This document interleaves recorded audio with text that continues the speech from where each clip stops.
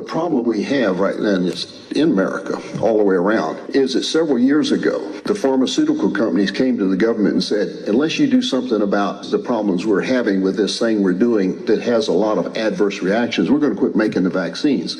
So the government stepped in and created an immunity. Right now, pharmaceutical companies have total immunity for vaccines. They are not responsible for any adverse reactions or death from the vaccines. You get a vaccine and you're on your own. And so that's one of the things we're faced with here is this bold, self-righteous requirement that to protect people and require the vaccine, but no one is recognizing who's going to be responsible for the adverse reactions, and there are adverse reactions.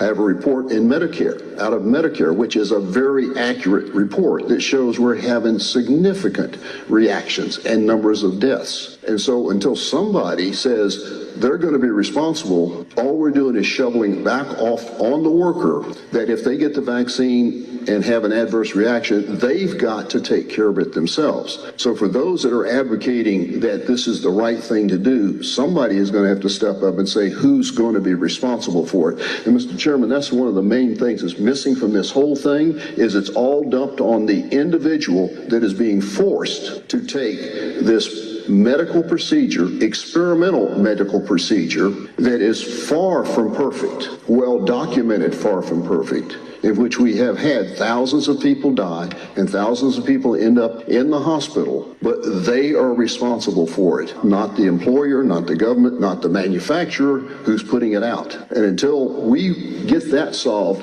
Mr. Chairman, I don't think there is any way we should ever allow a mandate in any form that would require someone that has to feed their family to have to take that risk themselves. And I think you would probably agree with me that someone ought to be accepting that risk. It's probably not something you've even thought about. And I think those businesses, and the hospitals in particular, they're so adamant about forcing people to take a vaccine, should be stepping up and to say, take that vaccine and I'll be responsible for you after you've done it. But not one of them have done that yet.